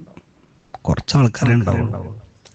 സ്വലാത്ത് ചൊല്ലണോല് പോലും ചിലപ്പോ അത് മരിച്ചോർക്ക് ഹദിയ ചെയ്യൂല. ചിലവർക്ക് അതെങ്ങനെ ഹദിയ ചെയ്യാന്ന് അറിയില്ല. അതെന്തൊരു എളുപ്പാന്ന് അറിയാം. നമ്മളൊരു ദിവസം 100 സ്വലാത്തില്ലേ, ആ സ്വലാത്ത് കഴിഞ്ഞിട്ട് അള്ളഹാനോടൊന്ന് ദ്വാരന്നാ മതി, റബ്ബേ ഞാൻ ഈ ചൊല്ലിയ സ്വലാത്തിന്റെ കൂലി എന്റെ അമ്മാന്റെയും ബാപ്പാന്റെയും ഭർത്താവിന്റെയും ഭാര്യന്റെയും ഖബർക്ക് എത്തിച്ചു കൊടുക്കണം കേട്ടോ. ആ ദ്വാക്കാണ് ഹദിയ എന്ന് പറയാം. അതിനാണ് ഈസാല് എന്ന് പറയാം. അത് നമ്മൾ പറയലോടുകൂടി ഞമ്മക്ക് അതിന്റെ കൂലി നഷ്ടപ്പെടല്ല, ഞമ്മക്ക് ആ ചെയ്തതിന്റെ ഫുള്ളായ പ്രതിഫലം കിട്ടും. അതിനോട് സമാനമായ പ്രതിഫലം ഏത് കബറാളിക്കാണോ നമ്മളിത് സമർപ്പിച്ചതെങ്കിൽ ആ കബറാളികളെ സംബന്ധിച്ചിടത്തോളം സ്വലാത്ത് എന്ന് പറയുന്നത് അത് വല്ലാത്ത സമ്മാനാണ്. എല്ലാ മാസവും പള്ളിയിൽ സ്വലാത്ത് നടക്കുമ്പോൾ നമ്മൾ അതിൽ കൂടണം. കാരണം നമ്മളിവിടെ കൂട്ടമായിരുന്ന സ്വലാത്ത് ചൊല്ലി അത് ഖബറാളികൾക്ക് നമ്മൾ ഹദിയ ചെയ്യുകയാണ്. ബഹുമാനപ്പെട്ട ഹസനുൽ ബസരി റളിയല്ലാഹു അൻഹുവിന്റെ മുമ്പിലേക്ക് ബഹുമാനപ്പെട്ടവരുടെ മജ്ലിസിലേക്ക് ഒരു ഉമ്മ കടന്നു വരികയാണ്. ആ ഉമ്മ കരഞ്ഞുകൊണ്ടാണ് വരുന്നത്. എന്തിനാണ് ഉമ്മ നിങ്ങൾ കരയുന്നതെന്ന് ചോദിച്ചപ്പോ ഉമ്മ പറഞ്ഞ മറുപടി ഇതാണ്: ഉസ്താദേ, എനിക്ക് ആകെയുള്ളത് ഒരു പെൺകുട്ടിയാണ്. ആ പെൺമകള് മരിച്ചു പോയിട്ടുണ്ടല്ലോ, അവളെ ഖബറിലെ അവസ്ഥ എനിക്ക് അറിയുകയില്ല. എന്റെ മകളെ എനിക്കൊന്ന് സ്വപ്നത്തിൽ കാണണം ഉസ്താദേ, അതിന് നിങ്ങൾ എനിക്കൊരു വഴി പറഞ്ഞു തരുമോ? മരിച്ചുപോയ പെൺമകളെ സ്വപ്നത്തിൽ കാണാനൊരു മാർഗം ചോദിച്ചിട്ട് ഹസൻ ബസരി തങ്ങളുടെ അടുത്തേക്ക് ഒരു ഉമ്മ ഹസൻ ബസരി തങ്ങൾ ആ ഉമ്മാക്ക് ചില പ്രത്യേകമായ സ്വലാത്ത് പഠിപ്പിച്ചു കൊടുത്തു. ഉമ്മ, നിങ്ങൾ രാത്രി കടക്കാൻ നേരത്ത് ഒന്നുണ്ടാക്കി 2 റക്അത്ത് നിസ്കരിച്ച് ഞാൻ ഈ പറഞ്ഞു തരുന്ന സ്വലാത്തുകൾ ചൊല്ലിക്കടന്നാൽ ഇന്നത്തെ രാത്രി തന്നെ മരിച്ചുപോയ മകളെ നിങ്ങൾക്ക് കാണാം, അവളുടെ ഖബറിലെ അവസ്ഥകൾ അറിയാം. ഉമ്മ മടങ്ങി പോവുകയാണ്. ബഹുമാനപ്പെട്ട ഹസൻ ബസരി തങ്ങൾ പഠിപ്പിച്ചതുപോലെ ഉമ്മ ചെയ്യുകയാണ്. ആ രാത്രി അല്ലാഹു തന്റെ മകളെ സ്വപ്നത്തിൽ കാണിച്ചു കൊടുത്തപ്പോ മകളെ നരകശിക്ഷ അനുഭവിക്കുന്നതായിട്ട് ഉമ്മ കാണുകയാണ്. അപ്പൊ മകൾ കാണണ്ടേണ്ട തൊട്ടടുത്ത ദിവസം നേരം പുലർന്നപ്പോ ഉമ്മ കരഞ്ഞുകൊണ്ടാണ് ഉസ്താദിന്റെ മജ്ലിസിലേക്ക് വന്നത്. ഉസ്താദ് ചോദിച്ചു, എന്തിനാണ് ഉമ്മ ഇന്നും നിങ്ങൾ കരഞ്ഞു വന്നത്? ആ ഉമ്മ പറഞ്ഞു, ഉസ്താദേ, നിങ്ങൾ പറഞ്ഞതുപോലെ ചെയ്തപ്പോ ഇന്നലെ ഞാൻ എന്റെ മകളെ സ്വപ്നത്തിൽ കണ്ടതാണ്, പക്ഷേ അവളെ നരകത്തിലാണ്. ഉസ്താദ് ദുആ ചെയ്യണേ. ഇതും പറഞ്ഞ് കരഞ്ഞ ഉമ്മ മടങ്ങി പോവുകയാണ്. പിന്നെ കുറച്ച് ദിവസങ്ങൾ കഴിഞ്ഞപ്പോ ഹസൻ ബസരി തങ്ങൾ ഒരു രാത്രി കടന്നുറങ്ങിയപ്പോ അല്ലാഹു തആല ബഹുമാനപ്പെട്ടവർക്ക് സ്വർഗമെന്ന സ്വപ്നത്തിൽ കാണിച്ചു കൊടുക്കുകയാണ്. ആ സമയത്ത് ഹസൻ ബസരി തങ്ങൾ കണ്ട കാഴ്ച എന്താണെന്ന് അറിയുമോ? ഒരു സുന്ദരിയായ പെൺകുട്ടി തലയിൽ നല്ല ഒരു കിരീടമൊക്കെ വെച്ച് നല്ല ഒരു സിംഹാസനത്തിൽ ഇങ്ങനെ സ്വർഗത്തിൽ ഇരിക്കുകയാണ്. ഭയങ്കര അത്ഭുതം. പരിചയമൊന്നുമില്ല ഒരു പെൺകുട്ടിയെ. ആ സിംഹാസനത്തിൽ ഇരിക്കുന്ന പെൺകുട്ടിന്റെ അടുത്തുകൂടെ അങ്ങനെ ഹസൻ ബസരി തങ്ങൾ നടന്നുപോയി. ഉസ്താദിനെ കണ്ട പാടാ പെൺകുട്ടി വിളിച്ചു ചോദിക്കുകയാണ്, യാ ഉസ്താദി അതഅരിഫുനി, ബഹുമാനപ്പെട്ട ഹസൻ ബസരി തങ്ങളെ, നിങ്ങൾക്ക് എന്നെ മനസ്സിലായിട്ടുണ്ടോ? ഉസ്താദ് പറഞ്ഞു, എങ്ങനെ എനിക്ക് നിന്നെ മനസ്സിലാവുക? ഞാനും നീയുമായിട്ട് ബന്ധങ്ങളൊന്നുമില്ലല്ലോ. ഉടനെ പെൺകുട്ടി പറയുകയാണ്, അന ബിന്തുൽ മർഅത്തില്ലതി അല്ലം തഹ്സ്വല. കുറച്ച് ദിവസങ്ങൾക്ക് മുമ്പ് നിങ്ങളുടെ മജ്ലിസിലേക്ക് ഒരു ഉമ്മ വന്നില്ലയോ? മരണപ്പെട്ട മകളെ സ്വപ്നത്തിൽ കാണണമെന്ന് പറഞ്ഞില്ലയോ? ആ ഉമ്മാക്ക് നിങ്ങൾ ചില സ്വലാത്തിന്റെ വചനങ്ങൾ പഠിപ്പിച്ചു കൊടുത്തില്ലയോ? ആ ഉമ്മയുടെ മകളാണ് ഞാൻ. ഹസൻ ബസരി തങ്ങൾ പറഞ്ഞത് എന്തൊരു അത്ഭുതമാണ്. നിന്റെ ഉമ്മ ഒന്ന് പറഞ്ഞത് നീ നരകത്തിലാണെന്നല്ലേ, ഇന്ന് ഞാൻ എന്നെ കാണുന്നത് സ്വർഗത്തിലെ വലിയ പദവി അലങ്കരിച്ചുകൊണ്ടല്ലേ.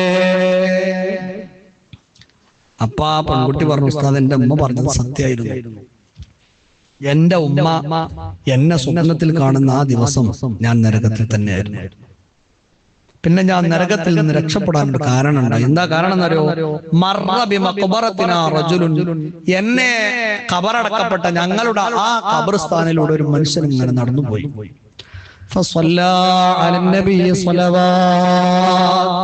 ആ മനുഷ്യൻ ഇങ്ങനെ സ്വലാത്ത് ചൊല്ലിയിട്ടാണ് ഖബർസ്ഥാനിലൂടെ നടന്നു പോകുന്നത്.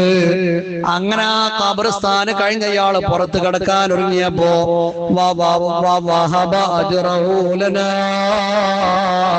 അയാള് ചൊല്ലിയ സ്വലാത്തിന്റെ മുഴുവനും പ്രതിഫലം ആ ഖബറാളികളായി ഞങ്ങൾക്ക് അയാളെ സമ്മാനിക്കുകയാണ്. ആ സ്വലാത്തിന്റെ പ്രതിഫലം ഞങ്ങൾക്ക് ആ ഖബറാളികൾക്ക് മൊത്തത്തിലാണ് വീതിക്കപ്പെട്ടു.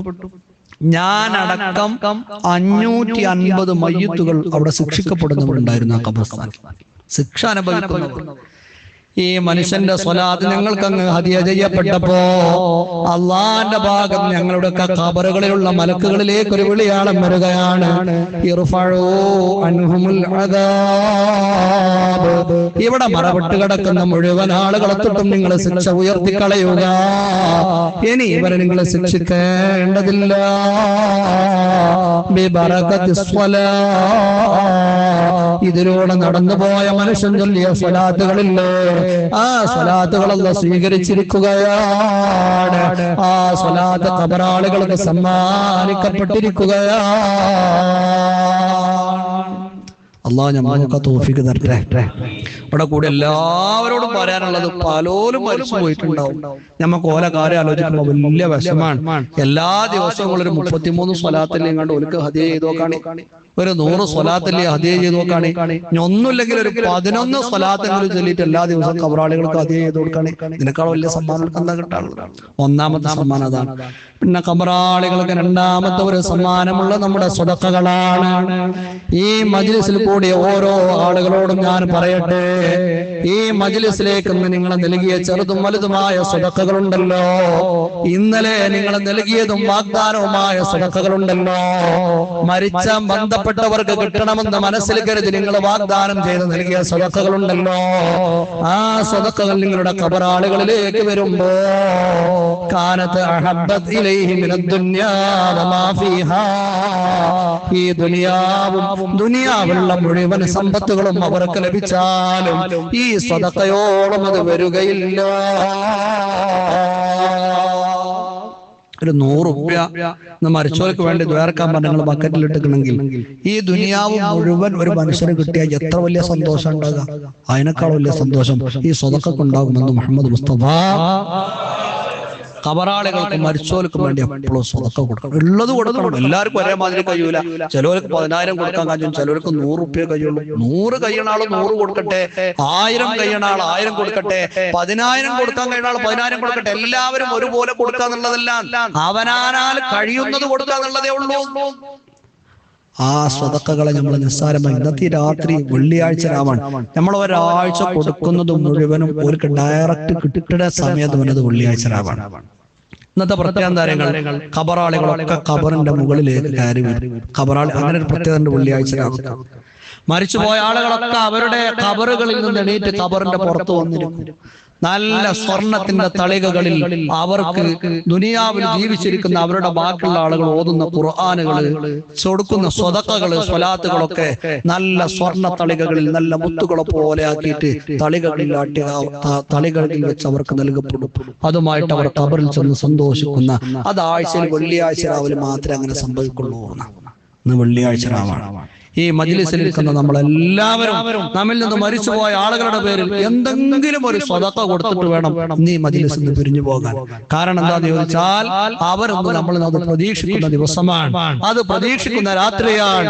ഈ മജ്ലിസിലേക്ക് നൽകപ്പെട്ട എല്ലാ സ്വതക്കകളും അല്ലാഹു സ്വീകരിക്കട്ടെ. അല്ലാഹുവേ, വെള്ളിയാഴ്ച രാവാണ്, സ്വലാത്തിന്റെ വാർഷിക മജ്ലിസിലാണ്, നിന്റെ ഭവനമായ പള്ളിയിലാണ്. ഇവിടേക്ക് നൽകപ്പെടുന്ന ഓരോ സ്വതക്കകളും, നൽകപ്പെട്ട ഓരോ സ്വതക്കകളും അല്ലാഹു ആ ഖബറാളികൾക്ക് നീ സമ്മാനിക്കണേ അല്ലാഹ്, നീ സമ്മാനിക്കണേ അല്ലാഹ്. അവരുടെ ഖബറിലേക്ക് വലിയ വെളിച്ചമായി നീ എത്തിച്ചു കൊടുക്കണേ അല്ലാഹ്. അത് കണ്ട് സന്തോഷിക്കാൻ അവർക്ക് തൗഫീഖ് നൽകണേ അല്ലാഹ്. ആമീൻ യാ റബ്ബൽ ആലമീൻ. ഇനി ദുആർക്കാൻ പോകുന്നു. പറ്റണ കുറച്ച് ആളുകൾ കുറച്ച് ചെറിയ സ്വതക്ക മജ്ലിസിന് തരണം. ഇന്നത്തെ ഒരു മജ്ലിസിന് നമുക്ക് നല്ല ഒരു സംഖ്യ ചെലവുണ്ട് എന്ന് പറഞ്ഞു. ഇന്ന് ഭക്ഷണം ഒരുക്കാനും സൗകര്യങ്ങൾ ഒരുക്കാനും ഒക്കെ. അപ്പൊ മരിച്ചുപോയ ആളുകൾ പലരും മരിച്ചിട്ടാണ്. നമ്മൾ ഒരു ചെറിയ സ്വതക്ക കുറച്ച് ആളുകളൊന്ന് വാഗ്ദാനം ചെയ്യുകയാണെങ്കിൽ അത് വലിയ സന്തോഷമായി. കാരണം അല്ലാഹു തആല നൽകപ്പെടുന്ന സ്വതക്കകളൊക്കെ കബൂലാക്കട്ടെ. അല്ലാഹു എല്ലാം കബൂലാക്കട്ടെ. ആ തേങ്കുപ്പി എവിടെ അങ്ങോട്ട് എത്തിയില്ലല്ലോ.